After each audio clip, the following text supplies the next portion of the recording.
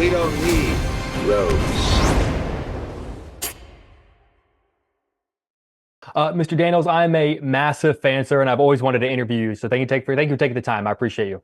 Thanks, Jake. I've got a dog right here who is a ticking time bomb and could just explode barking at the mailman at any moment. So if she does, I apologize. I have dogs too. I understand. Beautiful. I want to start out talking, if you don't mind, about what you learned from a character's voice. Obviously, Charlie has a very specific accent. We even learned that the more nervous he gets, the thicker the accent gets. As an actor, what do you learn about a character from how they speak? And I'd be curious, what's the most you've ever learned about a character from their accent or their manner of speaking? Well, you're always looking for a key into him.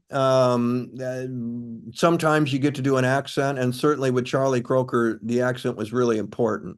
Tom Wolfe's book that he wrote in the late 90s emphasized, like you said, that sometimes when Charlie gets nervous, you can't understand him. The accent is so thick. So to be given permission to go that far with it, I mean, literally, I would just kind of say the vowels and forget the consonants.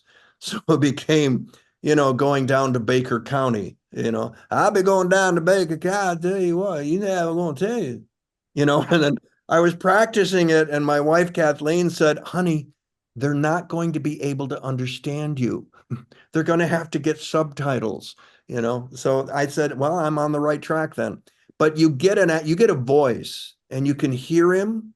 And then it's like grabbing onto a dog who's running. You grab on and you ride and you go and you let it take you.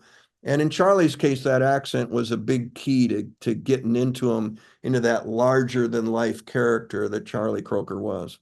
That is so fascinating. I had to take non-regional diction in college because I'm from Southeast Texas to actually get rid of that Get rid accent. of. So I had to go the opposite direction with you. Yeah. Between this series and the Newsroom, which is an absolute masterpiece, I have to tell you, it is really cool to see what you can do with a character when you have time and you have episodes and you have years to flesh them out and get to know them. Something you don't always have with a movie. You just have that finite 2 hours. Is there a movie role you've played that, not saying you want to do the TV version of, but you just wish you had this kind of time with the way you got to get to know Charlie Croker? Well, many of them would have been fun. Man, I go back to Purple Rose of Cairo, the Woody Allen film, and not the guy on the screen, but the actor, Gil Shepard, to see what happened to Gil Shepard after that. You're always kind of wondering what happens to your character at the end when the play is over or the movie's over.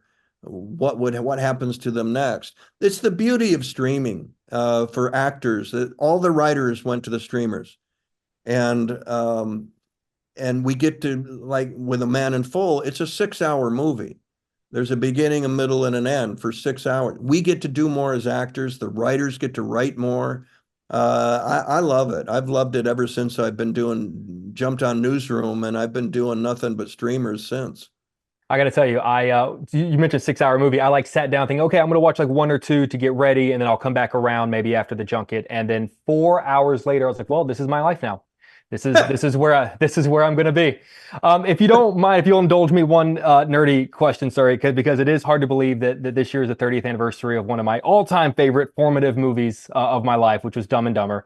And what I love about that movie is, and correct me if I'm wrong, it seems like you've just never really gotten tired of talking about it, or you don't treat it like a stupid movie you did earlier in your career. You don't make fun of it. You don't act like it didn't happen, which happens sometimes with actors or with movies earlier in their career. I'm just sort of curious if you feel that way, and do you feel like you talk about it? Because I feel like you talk about it in the same reverence that you talk about Squid and the Whale. Like, it means a lot to me that you talk about it with so much respect. Because comedy deserves that, and comedy is harder to do.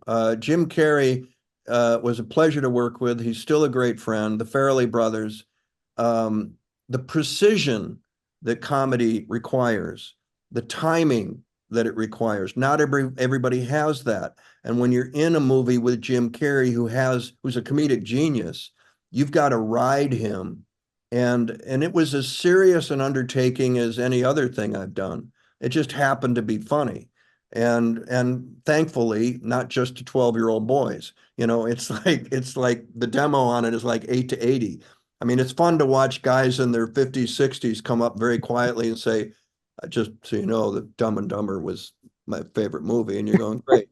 I'm glad it spoke to you. And two, it's your Citizen Kane, isn't it? It spoke to Clint Eastwood. Yeah, it spoke to Clint. Clint talked to me about it. He loved it. So I love it. I loved pulling it off, and I love that it's still making people laugh today.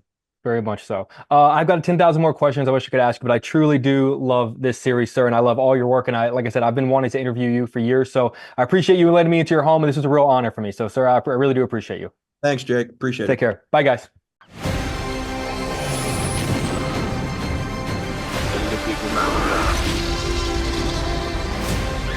Where we're going, we don't need roads.